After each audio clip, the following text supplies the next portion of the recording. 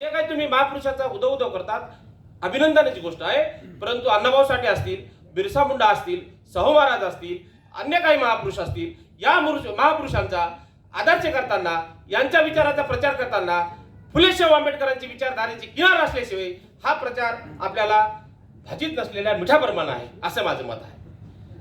आज अण्णाभाऊ साठेची जयंती करत असतात. केवळ या व्यवस्थेने एक काम केलेलं आहे. बाबासाहेबांचा विचार ओरिजिनल 24 कॅरेटचा विचार आहे. तो विचार सामान्य माणसापर्यंत गेला नाही पाहिजे. संघर्ष करण्याची ऊर्जा निर्माण नाही झाली पाहिजे. म्हणून इथलच्या माध्यम समाजाला सांगले जाते की तुम्ही आता बाबासाहेबांकडे जाऊ नका, तुम्ही अण्णाभाऊ साठेची जयंती साजरी करा. कारण समाज जागृत होत चाललेला आहे. आदिवासी लोकांना सांगितलं की तिकडे आंबेडकरांचं काही घेणं देणं नाही तुम्हाला. अशा पद्धतीचा गुप्त यंत्रणेचा प्रचार चालू आहे. आम्ही समाजामध्ये फिरतो आणि समाजातल्या वाड्या वस्त्यामध्ये, फाशी पारदे समाजामध्ये, वडार समाजामध्ये, आदिवासी समाजामध्ये आता आमच्या तिथे जाऊन मास मुवमेंटचं काम आहे. त्याच्यामुळे आम्हाला अनुभव आला, म्हणून आम्हाला या पोटतिडकीनं बोलायचं आहे. या लॉर्ड बुद्धा चॅनलच्या माध्यमातून हा कार्यक्रम लाईव्ह आहे. मला माहित आहे सर्व देशभर लोक पाहत आहेत. मी सुद्धा जबाबदारीनेच इथं बोलत आहे. तर सगळ्या महापुरुषाच्या विचारधारेला, विविध संघटनेच्या विचारधारेला, फुले आंबेडकरांच्या विचारांची चौकट असल्याशिवाय तो विचार परिपूर्ण होणार नाही आणि त्यांच्या विचाराचा जो रथ आहे तो शेवटपर्यंत स्वाभिमानानं शेवटच्या गाड्यापर्यंत जाणार नाही. कारण बाबासाहेबांनी सांगितलं की तुम्ही भाकरीपेक्षा स्वाभिमानाला महत्व द्या. भाकरीपेक्षा स्वाभिमानाला महत्व द्या. ज्या ज्या लोकांनी स्वाभिमानाला महत्व दिलं, जिस घर में खाने के लिए अनाज नहीं था उस घर में अनाज रखने के लिए जगह नहीं है, हे बाबासाहेबांची पुण्याई आहे.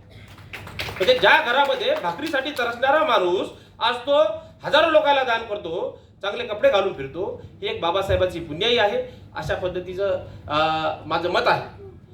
तर लॉर्ड बुद्धा चॅनलच्या माध्यमातून आषाढ पौर्णिमेचा प्रारंभ आहे.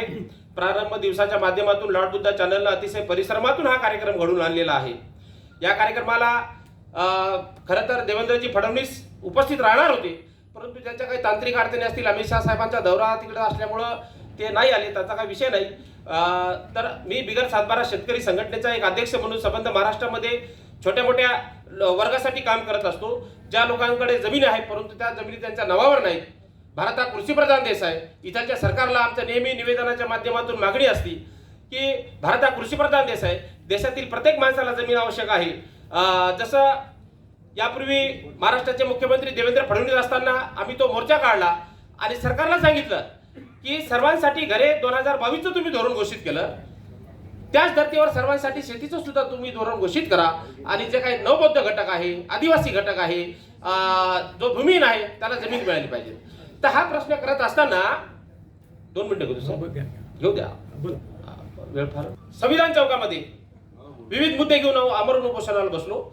म्हणजे भैयासाहेबांचा आणि माझा मॅक्सिमम 5-6 वर्ष त्यांचा संपर्क झाला नाही. तर ते कार्यक्रमाला बसत असताना भदंत हर्षबोधी यांच्या संकल्पनेतून जो काही एक पुष्पहार आणि एक परिवार हा संकल्पनेच्या कार्यक्रमाच्या निमित्तानं ते 8 वाजेपर्यंत 8-8:30च्या दरम्यान तिथे होते. आम्ही तिथे असंच बिनतोंड डोण्याचं बसलेलो होतो, उपोषणाला बसले असल्यामुळं.